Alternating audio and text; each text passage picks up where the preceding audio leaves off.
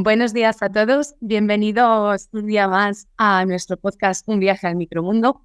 Hoy tenemos con nosotros a la doctora Marta González Corro, médico especializada en microbiota, dieta vegetariana y vegana. Antes de empezar, doctora, me gustaría comentar un poquito de qué va a tratar este episodio, y es que vamos a hablar del impacto que tiene nuestras decisiones alimentarias y nuestra dieta, no solo a nivel de microbiota y de salud digestiva, sino de salud en general, podríamos decir, ¿verdad? Exactamente. Es decir, la dieta es uno de los factores. Cuando hablamos, por ejemplo, de medicina integrativa, que es el concepto al que nos dedicamos los que trabajamos el escenario de la microbiota, pues siempre a mí me gusta explicarle a mis pacientes que son varios los pilares que sustentan la salud. Y uno de ellos es la dieta y fundamental. Después tenemos el sueño, tenemos la actividad física y tenemos la gestión del estrés.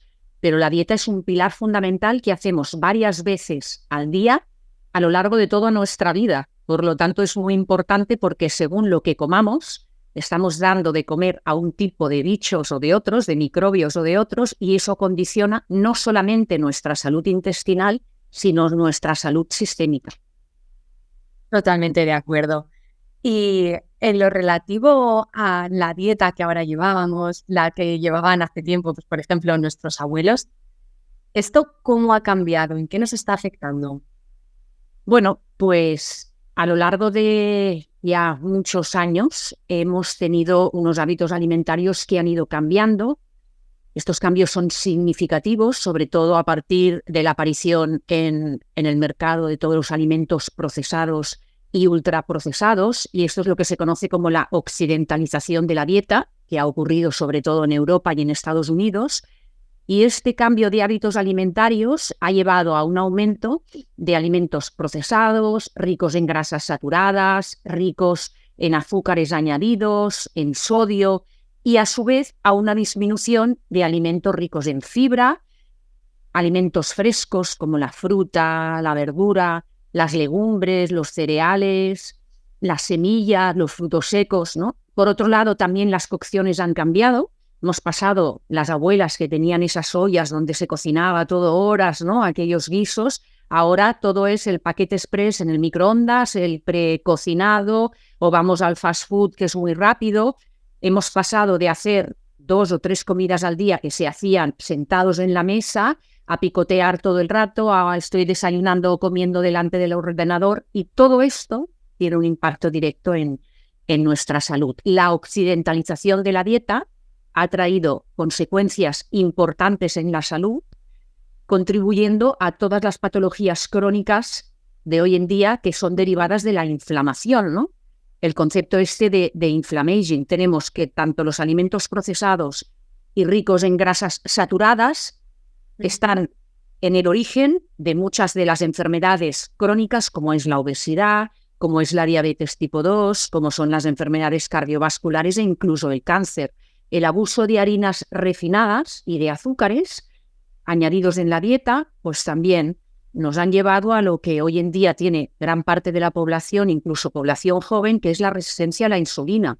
Y la resistencia a la insulina es la antesala de la diabetes tipo 2 y de la obesidad, que además ya no solamente es en los adultos, es que ahora ya en los jóvenes, en los adolescentes, encontramos la que llamábamos la diabetes del abuelo, que es la diabetes tipo 2, ¿no? También el tema de los ultraprocesados lleva cantidad de aditivos, cantidad de ingredientes artificiales que no aportan ningún valor nutricional y que sobre todo tienen un gran impacto a nivel de la microbiota, porque lo que hacen es, por un lado, alterar la composición y la diversidad de esta microbiota con una disminución de todas las bacterias de homeostasis, con un aumento de las proteobacterias, de los patógenos facultativos y con un aumento de la permeabilidad intestinal. Y todo esto es caldo de cultivo para todas estas enfermedades que acabamos de comentar y también para las enfermedades autoinmunes. Al final, la barrera intestinal, ¿no?, es la primera línea que tenemos ahí que nos defiende frente a que entren antígenos, ¿no?, que son tanto de origen alimentario como de origen infeccioso, que pueden desencadenar una alerta. Mi sistema inmune se pone, bueno, a ver qué pasa aquí, y desencadena procesos inflamatorios y evidentemente de otro tipo, y esos procesos inflamatorios con el tiempo pueden llevar a lo que se conoce como el inflammaging, ¿no? Y una cosa que me gustaría mencionar muy importante es, por el impacto importante que tiene en la microbiota, es que muy bien, ahora la gente ya sabe que el azúcar no es bueno y nos hemos pasado al mundo de los edulcorantes, que no sé qué es mejor, porque los edulcorantes artificiales, excepto la stevia de verdad, es decir, los glucósidos de stevia, no los inventos que encuentras en el supermercado que llevan un 2% de glucósidos de stevia y un 90% de otro tipo de edulcorantes, pues esos edulcorantes sabemos, los estudios demuestran que tienen un impacto negativo en nuestra microbiota intestinal. Lo cual, y bueno, como digo, además de todo esto que se está comiendo, se está dejando de comer fibra. Por lo tanto, la fruta, que cada vez la escucho yo en redes y en todos lados que se la demoniza, verduras aún todavía se mantienen, pero las legumbres también, volvemos a lo mismo. Hace poco subí yo un post hablando de legumbres y de las lectinas, porque tienen un papel importante en nuestra salud. El problema es la gente que se las come crudas, y ahí es donde han habido estudios que han señalado, uno en Japón y uno en Gran Bretaña, a raíz del consumo de legumbre cruda o mal cocinada, los problemas que eso deriva. Pero en una persona sana, las legumbres son excelentes, los granos enteros son excelentes, los frutos secos, ¿no? Totalmente de acuerdo. Al final ya se ha visto que no es solo el cambio en el que comemos, sino también el cómo comemos, lo que tú has dicho. Esos cambios en la forma de preparar los alimentos, el tirar siempre de las bolsas de ultracongelados, del minuto en el microondas y ya lo tenemos listo. Al final ha habido un cambio importante en esa manera de comer. El sentarte a la mesa, comer despacio, masticar, comer sin distracciones, muy importante también. Ahora estamos con la tele, con el móvil, con el ordenador y comiendo en 10 minutos prácticamente. Bueno, es que yo les explico a mis pacientes que la digestión empieza en la boca. O sea, en la boca tenemos enzimas, tenemos la amilasa, o sea, la digestión, sobre todo de los hidratos de carbono, empieza en la boca.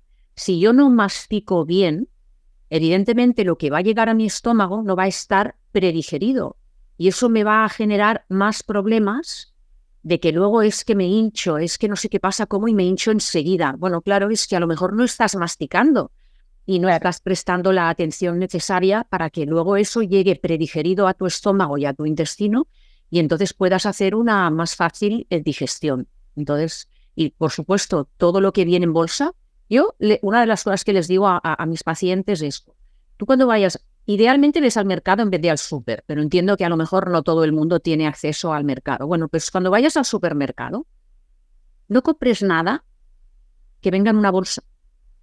Es decir, si has de comprar algo, por ejemplo, yo entiendo que a lo mejor las legumbres, pues bueno, el proceso de cocinado puede ser largo, pero comprarlas en un bote de vidrio. Yo siempre les digo, vidrio, ni aluminio, que es tóxico, las latas, ni plásticos, que están llenos de disruptores endocrinos. Digo, entonces el brócoli que llega en el plástico al supermercado, los estudios señalan que tienen un 50% menos de vitamina C que el brócoli de verdad que se consume, ¿no? Claro, ¿qué ocurre también con el tema de las frutas y algunas verduras? Que como queremos comer hoy en día de todo el año, o sea, yo el otro día veía cerezas en invierno en el supermercado, que vienen de no sé dónde porque ni lo pregunté.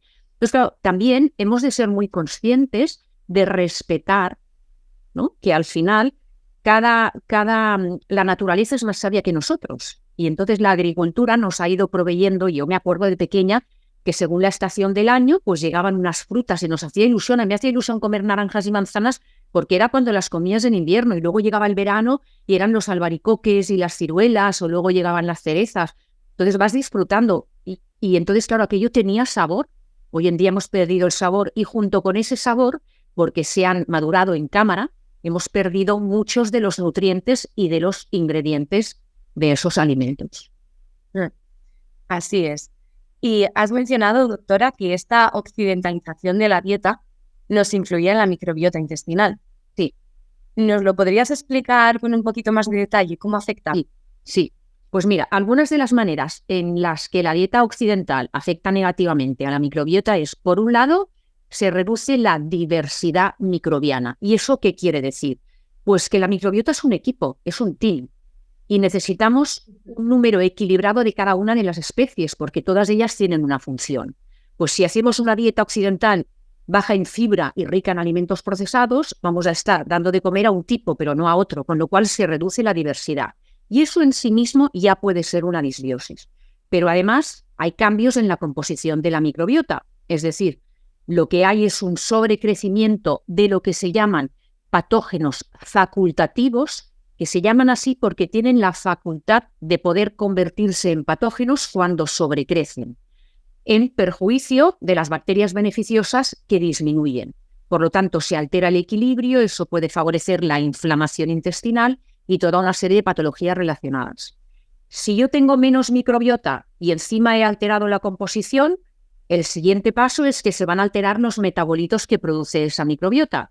Si yo no consumo fibra, entonces lo que va a ocurrir es que los ácidos grasos de cadena corta, que son tan necesarios, en especial el butirato, porque alimenta a mis enterocitos y además modula la inflamación en el intestino, va a disminuir. Va a aumentar el acetato, que es otro tipo de ácido graso de cadena corta, que no me interesa tenerlo en tan cantidad, y entonces se altera otra vez el equilibrio.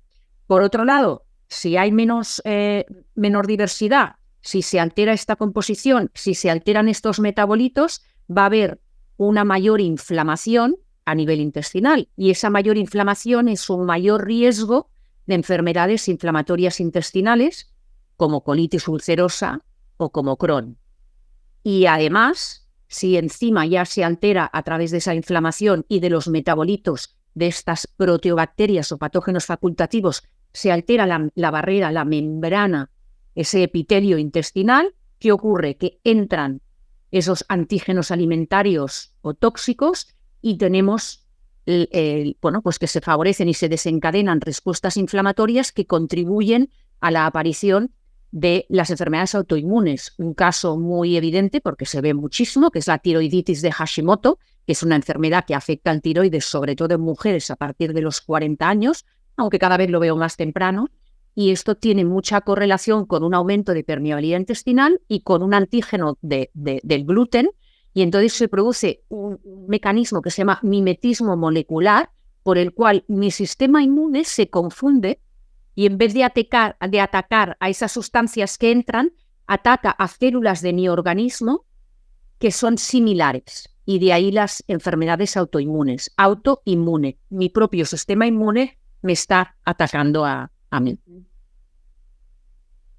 Y parece que detrás de todo está esa inflamación. Por lo que estás comentando, siempre está detrás de las enfermedades que hoy en día, pues bueno, prácticamente atacan a la población, ¿no? Por así decirlo, esa obesidad, la diabetes, la resistencia a la insulina, las enfermedades autoinmunes que estás comentando. La dieta occidental influye en aumentar esa inflamación. ¿Podemos hacer algo para revertir el proceso, es decir, para bajar inflamación a través de la dieta? Sí, primero me gustaría diferenciar este concepto, ¿no? O sea, la inflamación aguda es necesaria, es positiva. Si yo me doy un golpe y yo me tuerzo un tobillo, que haya inflamación es bueno, porque quiere decir que están llegando allí todos los mediadores necesarios para resolver esa inflamación. Pero es autolimitado. ¿Cuál es el problema del inflammaging? El inflammaging es inflamación y envejecimiento prematuro. Y es un proceso diferente. Es un proceso inflamatorio de bajo grado. No es agudo y grande y evidente como cuando me doy un golpe. Es sistémico, es decir, afecta a todo el organismo. Es crónico. Esto no ocurre de hoy para mañana que me doy un golpe. Esto lo voy yo curtiendo durante tiempo, durante años. Y es silente. No da síntomas visibles como una inflamación aguda. Y no responde a una agresión externa. Este es el que es la antesala de las enfermedades crónicas de hoy en día de las sociedades occidentales. Enfermedades cardiovasculares, enfermedades neurodegenerativas como Parkinson y Alzheimer, que cada vez más sabemos que la microbiota está detrás también, enfermedades psiquiátricas como depresión y ansiedad, enfermedades metabólicas, incluso el cáncer. O sea, cuando yo a lo largo de los años me dedico a comer mal, con azúcares, harinas refinadas, grasas saturadas, alcohol, tabaco, sedentarismo, estrés crónico, Y también hay que tener en cuenta y tenemos que valorar que las infecciones de los virus lentos como el Epstein-Barr o el citomegalovirus o sus reactivaciones que suelen ocurrir después de procesos de estrés o de otro tipo de infecciones, todo ello es lo que va debilitando a mi sistema inmune y va perpetuando un estado inflamatorio crónico que no se resuelve y que entonces lo que hace es generar ese estado de inflammation, ¿no? Entonces, estos estresores alteran mi ecosistema intestinal, se altera la microbiota, hay un aumento de permeabilidad intestinal y ocurre lo que he comentado antes de que se vayan colando por esos agujeros, ¿no?, entre comillas, con antígenos de origen bacteriano y de origen alimentario que van generando ese estado de inflamación. Y entonces, ¿qué ocurre? Que si eso se mantiene con el tiempo, si esa disbiosis se mantiene con el tiempo, al final todos sabemos que el hígado es la central detoxificadora fundamental. Entonces, si yo voy haciendo llegar continuamente tóxicos a mi hígado está trabajando continuamente para depurar esos tóxicos. ¿Cómo lo hace? Pues gracias a la sobrecarga, gracias a la reserva alcalina circulante que tenemos, pues los va transformando y los vamos eliminando sin problema hasta ahí. Pero a veces, ¿qué ocurre? Que agotamos esa reserva alcalina circulante y entonces aparece lo que se conoce como acidosis metabólica subclínica, sobre todo que quede claro que es subclínica. Y entonces, ¿cómo lo puedo saber? Si yo hago un test de disbiosis en heces, es como bastante evidente. Si yo veo que el pH de heces, que tiene que ser ácido y normalmente se mantiene entre 5.8 y 6.4, se alcaliniza, ya sé que es que hay demasiados metabolitos alcalinos producto de ese sobrecrecimiento de bacterias que mi hígado no está siendo capaz de neutralizar. Y entonces, ahí seguro que si hay un pH alcalino en heces, no puede haber un pH alcalino sistémico. El pH sistémico será ácido, ¿de acuerdo? Y eso es lo que genera un envejecimiento prematuro. O sea, el pH es una balanza. Si en heces es ácido, que es como debería de ser, es alcalino dentro de una barrera, ¿eh? O sea, eso de que yo voy a alcalinizar mi sangre que dice la gente, no es así, ¿vale? Se alcaliniza, si acaso, la matriz intersticial o se acidifica, eso que no es que estoy ácido, sí, pero la matriz intersticial, tu sangre no puede estar ácida porque no es posible, ¿de acuerdo? Entonces lo que hace tu cuerpo es buscar pues minerales de los huesos, etcétera, para poder compensar ese desbalance sistémico. Pero la manera más fácil y como yo lo puedo ver es cuando hago un estudio de heces en pacientes y veo cómo está ese pH en heces. Si está alcalino, ya sé y sospecho que hay una acidosis metabólica subclínica. Creo que no te he contestado a la pregunta, ¿no? Pero no pasa nada porque te la volvemos a hacer. Vale. Esto es lo que ocurre si comemos mal, ¿no? Si llevamos esta dieta occidental. Entonces, ahora, para revertir ese proceso inflamatorio, ¿cómo podría ser nuestra dieta?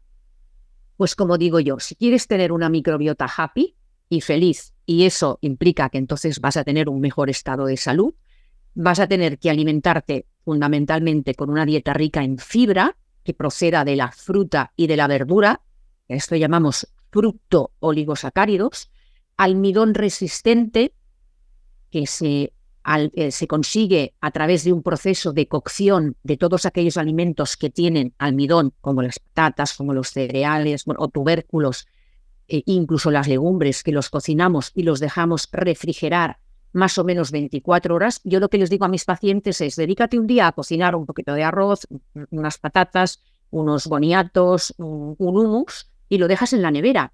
De esa manera, al día siguiente lo sacas y ya tienes el almidón resistente. También importante, los polifenoles, que los encontramos en los frutos del bosque, en la uva roja, en el cacao, en el té verde. Y los polifenoles, recordemos que alimentan a nuestra microbiota y le encantan a Akkermansia. Y Akkermansia, que es un descubrimiento relativamente reciente, es la gran renovadora de la capa de mucus. Es la que se asegura que mi epitelio intestinal está protegido y está bien nutrido. Por lo tanto, aseguremos una dieta rica en polifenoles y, cómo no, en alimentos fermentados, sin pasteurizar, porque en el momento que yo pasteurizo, supongo que lo he dicho bien, el alimento fermentado, ya he perdido toda esa carga probiótica que pueda tener.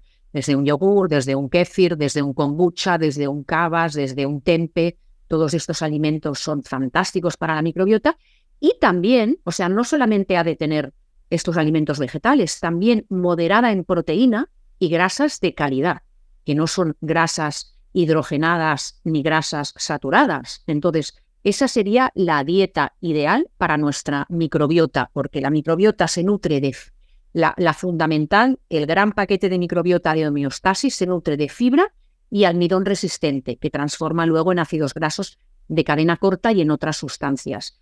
Los polifenoles les encantan a Lactobacillus bifidobacterias y sobre todo a Akkermansia.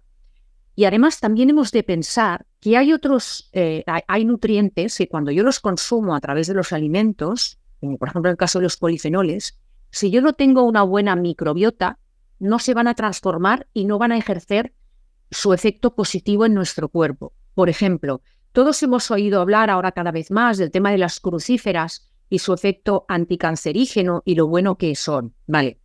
Pero estas crucíferas tienen una sustancia que se llaman glucosinolatos, pero estos por sí mismos no ejercen el efecto. Cuando yo lo como, tienen que ser transformados por una enzima que, por ejemplo, se encuentra en un tipo de bacteroides y los transforma en isotiocianatos. Y aquí es cuando hay la actividad antioxidante y citoprotectora. Por lo tanto, una microbiota eubiótica, es decir, saludable, es la que me permite transformar esos nutrientes de los alimentos que yo consumo en luego los que van a tener ese impacto positivo en mi salud, como por ejemplo ocurre con los fitoestrógenos de la soja. Ahora todo el mundo se ha abonado a consumir soja, que ciertamente la soja original, es decir, el edamame, el tofu o el tempe, ¿vale? No todos los embutidos que nos hemos inventado ahora y todos los procesados de soja, porque no dejan de ser procesados, pero para yo aprovechar los beneficios de los fitoestrógenos, tengo que tener una microbiota capaz de transformarlo en equol, que es el sustrato que tienen las propiedades anticancerígenas, ¿de acuerdo? O sea, que ¿de qué me sirve hincharme a tofu o a tempe si luego yo mi microbiota no la tengo preparada para poder transformarlo en el metabolito que a mí me ayuda? Ahora sí que te he respondido. Ahora sí. Y bueno, para ponerle un nombre a este tipo de alimentación, se podría ajustar a lo mejor una dieta mediterránea, una dieta plant-based, ¿no? Una vegetariana, una vegana. Podrían ser tipos de alimentación que a nuestra microbiota le gustan, por así decirlo. Exacto.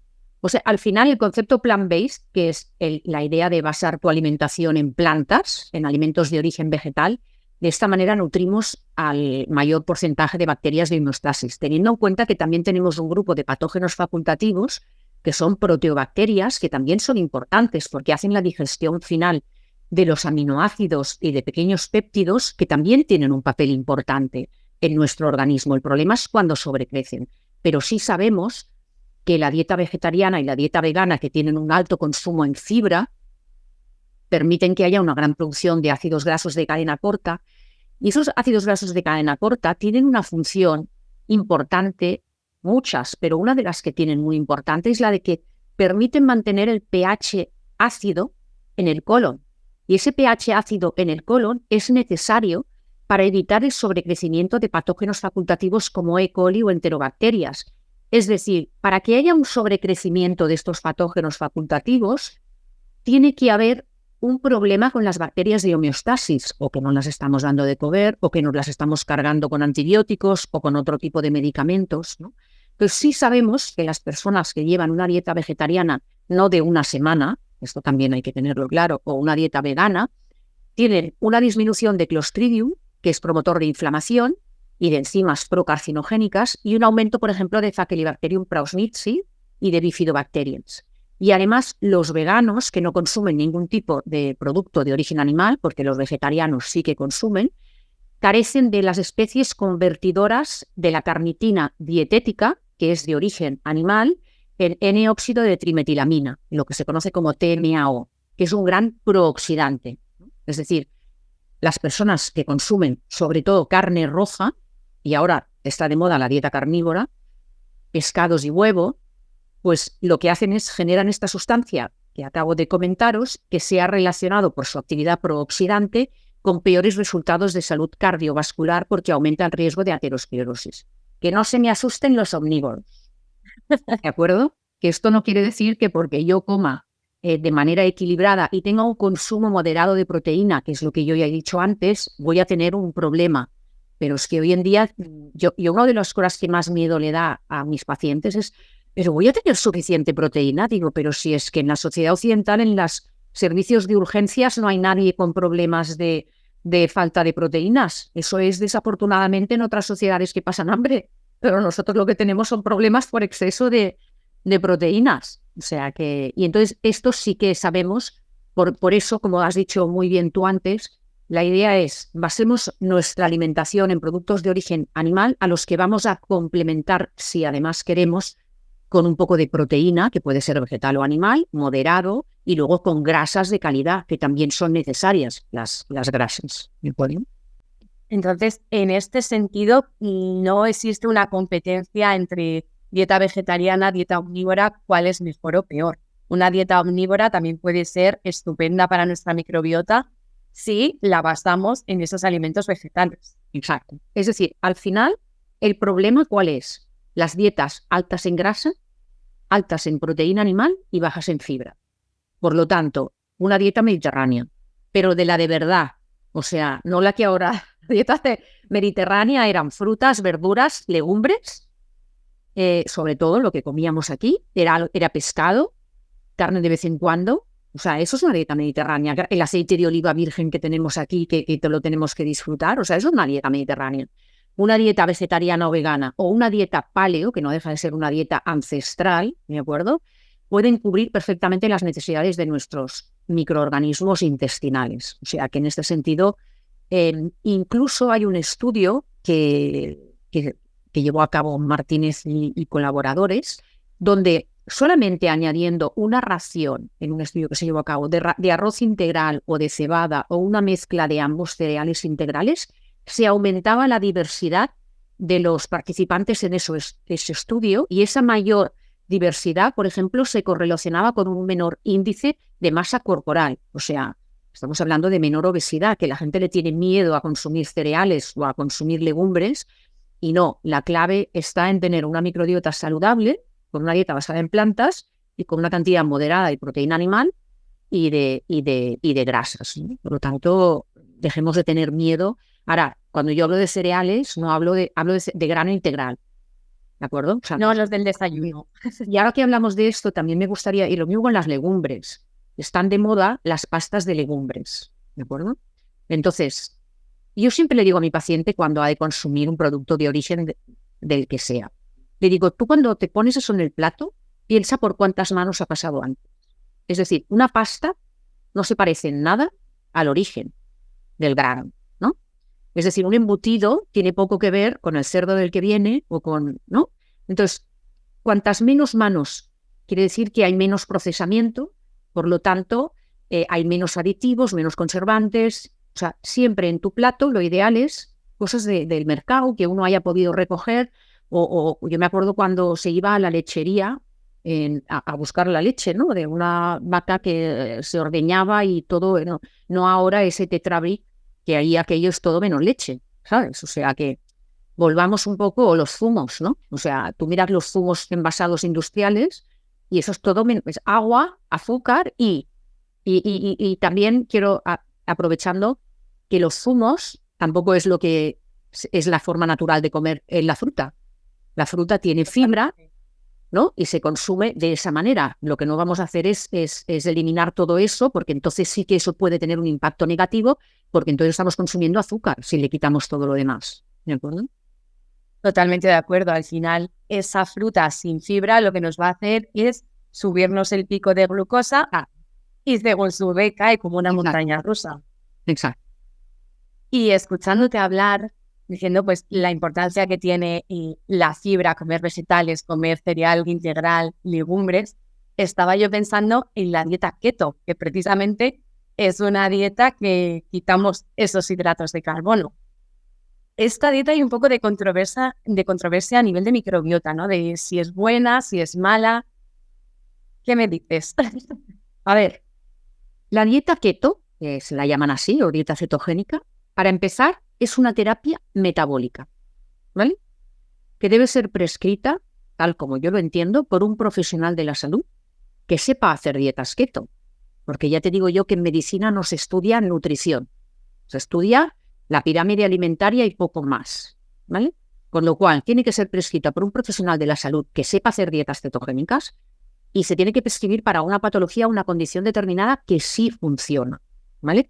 Pero tiene que tener fecha de caducidad y debe ser supervisada para evitar complicaciones. A mí me llegan muchos pacientes y me dicen, no, estoy haciendo la dieta keto. Me dicen lo que comen y no lo están haciendo. Porque además, para saber que estás en keto, lo tienes que mirar o con las tiras de orina o con unos sensores que ahora están. Entonces, la dieta cetogénica fue diseñada para pacientes que tenían una epilepsia refractaria que no respondía al tratamiento farmacológico y eso dio buenos resultados. Es verdad que también luego para algunos pacientes oncológicos, sobre todo en el glioblastoma o algunos cánceres de mama, puede funcionar, pero es perjudicial para otro tipo de cánceres. Y también se ha visto que puede ser beneficiosa como punto de partida, como punto de arranque para la obesidad y para el síndrome metabólico. Pero lo que sí que sabemos es que a la dieta cetogénica a nivel de homeostasis intestinal a corto plazo mantiene la estabilidad, pero altera la diversidad alfa microbiana con una disminución de bifidobacterias por esa reducción prolongada de fibra e inulina, y las bifidobacterias son fundamentales en el colon para producir butirato y para evitar inflamación y permeabilidad. Por lo tanto, no es la dieta ideal. Además, la dieta cetogénica aumenta otras especies como E. coli y el desulfovibrio, que son patógenos facultativos que favorecen la inflamación intestinal. Pero es cierto, porque eso también se ha visto, que una dieta cetogénica bien hecha tiene un consumo de polifenoles importante. Fíjate que las personas que hacen dieta cetogénica consumen raciones de arándanos y moras y frutos del bosque y todo eso que son polifenoles. Entonces sí que es verdad que sí que se ha visto a nivel intestinal que puede aumentar a Akkermansia, que nos interesa, que es la que hace la capa de moco, que le encantan los polifenoles, y los parabacteroides, ¿vale? Que son especies protectoras y beneficiosas. Entonces, dieta cetogénica, oye, habla con tu médico y dile si tienes un cáncer de mama, un glioblastoma, si tienes una obesidad importante, si tienes según qué, pues a lo mejor puede estar indicada hacerla durante un tiempo, pero yo veo gente, ahora está de moda, en el mundo fitness está muy de moda la dieta cetogénica y no es para todo el mundo. No es para todo el mundo ni es para toda la vida, ¿vale? Totalmente, y aparte hay que tener mucho cuidado con electrolitos, con deshidratación. Claro. No. Es algo que tiene que estar controlado. Entonces, bueno, hacerla de aquella manera y sin supervisión, pues bueno, cuanto menos cuestionable, ¿no? Ahí lo dejamos. Exacto. Y doctora, si nosotros quisiéramos hacer un cambio en nuestra dieta, por ejemplo, yo que soy omnívora, si me quisiera pasar a una dieta vegetariana, más o menos se sabe cuándo mi microbiota empezaría a notar esos cambios. A ver, realmente bastante rápido, ¿vale? Lo que pasa que es verdad que, existen unos enterotipos, que estos enterotipos son como mapas, se hicieron como unos mapeos de tipos de microbiota y que están condicionados por el estilo de vida y sobre todo por la alimentación. Entonces, si nosotros hacemos un cambio de alimentación, tiene un impacto sobre nuestra microbiota, pero no sobre el enterotipo, ¿de acuerdo? Esto sí que no es un cambio a largo plazo, pero sí tiene un impacto. Y lo que sí que sabemos es que cuando, por ejemplo, pasamos de una dieta tradicional y empezamos a hacer un aumento de productos animales y de grasas saturadas, empieza a haber un aumento de enterobacterias y de proteobacterias. Sí que es verdad que la composición varía, pero no varía el enterotipo. Genial. Y a nivel de poder llevar una dieta vegetariana, ya que tú eres especialista en esto, en todas las etapas de la vida, que hay mucha creencia de que no es una dieta saludable y que, por ejemplo, no se puede llevar en el embarazo. ¿Qué nos dices de esto? Vamos a desmentir algún mito. A ver, las dietas vegetarianas adecuadamente planificadas, incluyendo las veganas, son saludables. Y esto no lo dice Marta González, lo dice la Asociación Americana y la Asociación Canadiense de Nutrición y Dietética, y ya está aprobado también a nivel, aquí a nivel español y también por la OMS, ¿vale? Entonces, nutricionalmente adecuadas y bien planificadas, proporcionan beneficios para la salud y son apropiadas en todas las etapas del ciclo vital, desde el embarazo, desde la lactancia, desde la infancia, desde la niñez, la adolescencia, en toda la vejez. No hay ningún problema. Incluso atletas, hay grandes atletas que son veganos y dan rendimientos. Hay mucho miedo con la proteína, ¿no? Es decir, que hay proteína vegetal. Es verdad que tiene menor biodisponibilidad, pero al final la proteína no es lo único que constituye músculo. O sea, hay toda una serie de condicionantes para que yo pueda desarrollar ese músculo.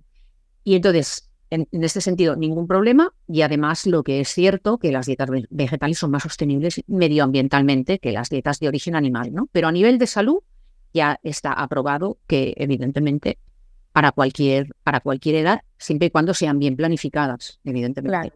Pero bueno, al final también digo yo, es que una dieta omnívora, o sea, volvemos a lo que os he dicho antes, en cuántos servicios de urgencias lo que hay son vegetarianos con problemas. Lo que hay son omnívoros con problemas por exceso de carne, exceso de alcohol, exceso de grasas saturadas, exceso de azúcares, exceso de todo eso, y entonces tienen sus infartos, o tienen sus ictus, o tienen sus etcétera, etcétera, etcétera. ¿De acuerdo? O sea que... Sí, y además lo de la proteína vegetal preocupa mucho. Es que la proteína de las legumbres no se parece a la de la carne o la del pescado. Y bueno, para eso existe la complementariedad de aminoácidos. Y, por ejemplo, los aminoácidos que le faltan a las legumbres los podemos encontrar en los cereales. Entonces, pues combinándolo, encontramos una proteína similar a la de un filete de ternera, por ejemplo. Y sabemos, además, porque cuando yo estudié al principio, era como que tenías que tomarlo en la misma comida, el cereal y la legumbre. Por eso, por ejemplo, las lentejas con arroz, que es lo típico, ¿no? O sea, lenteja con arroz, porque así el aminoácido que le falta, o sea, la metionina se combina con la cisteína, ¿sabes? Los limitantes, pero ya sabemos que no, que hay un pool de reserva de aminoácidos en el hígado y que al final es irlo consumiendo a lo largo del día, con lo cual no hay ningún problema. Y de hecho, en estudios que se han llevado a cabo para ver la diferencia del impacto de proteína animal versus proteína vegetal sobre la microbiota, se ha visto que las personas que consumían una dieta rica en carne, en beef, ¿no? En carne de ternera, que además es alta en grasa saturada, tenían un menor recuento de especies fermentadoras de fibra, como es Roseburia, como es Ruminococcus bromi o como es Eubacterium rectale, y que sin embargo habían una abundancia de especies que son bilis dependiente, como los bacteroides y los tridiales, que favorecen la inflamación local y aumentan el riesgo cardiovascular por la presencia de esta sustancia TMAO que os he comentado antes, ¿no? Mientras que los que consumían proteína de guisante, que es una proteína vegetal excelente, tenían un mayor recuento de bifidobacterias y de lactobacillus y una disminución de Clostridium perfringens y de Bacteroides fragilis, que lo que hacía era favorecer un aumento de ácidos grasos de cadena corta. Por lo tanto, dejemos de tener miedo a que, por ejemplo, yo veo mucho, ¿no?, que la gente cuando les pregunto por su dieta, entonces pues de primero, pues sopa o pasta o arroz o legumbre, y luego de segundo o pollo o pescado o tal, y digo, el día que tomas legumbre, le estás tomando tu proteína. No necesitas legumbre y carne o legumbre y pescado. No, es que la legumbre es una proteína excelente. Totalmente de acuerdo. Y para ir acabando, doctora, si tuvieras que dar alguna recomendación a la gente que nos está escuchando, vamos a imaginarnos que todos son omnívoros, ¿alguna recomendación para seguir cuidando su microbiota? ¿Cuáles serían? Vale, pues lo que os diría es aumentar la ingesta de fibra, ¿vale? Con verduras, planifica, por ejemplo, que 2 días a la semana tu fuente proteica sea legumbre, que tienes fibra y tienes proteína. Almidón resistente, como os he dicho, cocina pues patatas, arroz o quinoa o el hummus si lo tienes en la nevera, es decir, aumenta la ingesta de fibra, incluye alimentos fermentados en tu alimentación, el yogur, el kéfir, el chucrut, a mí me encanta el kimchi, me encanta, tomo uno que es sin pescado porque yo soy vegana, el miso, ¿de acuerdo? O sea, o un kombucha, toma alimentos fermentados a lo largo de tu día, limita el consumo de alimentos procesados, es decir, cuando vayas al súper, o sea, no solamente es lo que has de hacer, también es importante lo que has de dejar de hacer, procura que cuando mires tu carro de la compra digas, a ver, ¿cuántas cosas envasadas llevo aquí? Y de todo esto envasado, ¿qué está envasado? ¿En plástico o en aluminio? Eso lo sacas de ahí, porque así te eliminas ya aditivos y conservantes que no te interesan. Y luego, pues un poquito diversifica las fuentes de proteína, o sea, pues hoy voy a comer pollo, pues mañana como legumbre, y al día siguiente pescado, y al otro día me tomo unos guisantes. O sea, diversifica un poquito la proteína, limita las grasas saturadas, las grasas hidrogenadas y los azúcares añadidos, y de esta manera, seguro que si vas incorporando pequeños cambios de este tipo, tu microbiota, lógicamente, se va a beneficiar. Entonces, también es importante cuando esto, bueno, no nos va a dar tiempo de hablarlo hoy, pero las personas que llevan muchísimo tiempo haciendo esta famosa dieta de Low FODMAP, que tiene su utilidad y puede ser importante, claro, es una dieta que elimina lo que alimenta tu microbiota saludable. Entonces, luego es importante que vayas haciendo una incorporación muy progresiva, no te des el banquete de fructooligosacáridos y polioles y de todo, porque entonces vas a estar incómoda. Ay, no, es que yo no puedo tomarlo, me sientan mal. Claro, si los llevas restringiendo tanto tiempo, ya no tienes bacterias que los metabolicen. Entonces necesitas hacer incorporación progresiva, ¿vale? Que esto también daría para hablar en otro... en otro. Exacto. Pues, doctora, antes de acabar, me gustaría proponerte un juego para conocerte un poquito más, que se lo hago a todos los invitados. Y es que si tuvieras que irte a una isla desierta y te dejasen llevarte 5 cosas, pueden ser alimentos, objetos, lo que quieras, ¿qué te llevarías para cuidar tu microbiota y tu salud en general? Bueno, como yo os he dicho antes que para mí la salud la entiendo con pilares como el sueño, la actividad física, la gestión del estrés y la dieta, pues bueno, una de las cosas que me llevaría a mi isla desierta en el mar sería una hamaca, porque me encanta el balanceo, el sonido del mar, o sea, eso me llevaría seguro. Me llevaría, si puedo, más de un libro, porque me encanta. Me llevaría música, porque me encanta la música, con lo cual, pues algo que me permitiera escuchar diferente tipo de música y variada. Me llevaría algo para hacer fuego, para poder alimentarme con cosas calientes de vez en cuando me llueva o lo que sea. Y luego me llevaría semillas diferentes para poder cultivar. Tengo agua de lluvia, tengo semillas pues variadas para poder cultivar cosas que me encantan y que me gustaría poder tener a mi disposición. Mira, eso no me lo había dicho nadie. Me ha gustado esa idea. Y yo semillas de arriba, igual que las están guardando, ¿sabes? Esto que están guardando semillas, yo me llevaría unas cuantas para crecer, ¿sabes? Y tener mis brotes y mis germinados y mis plantas y bueno. Claro, un huertito. Sí, exacto, me haría mi huerto en la isla. Genial, doctora. Pues ha sido un auténtico placer tenerte este ratito aquí con nosotros. Y a los que nos estáis escuchando, muchas gracias por volver a nuestro canal. Bueno, ha sido un placer, encantada con vosotros y bueno, aquí estamos. Espero que disfruten y que al menos saquen algo de provecho de todo lo que hemos estado hablando hoy. Seguro que sí. Un saludo. Gracias. Adiós.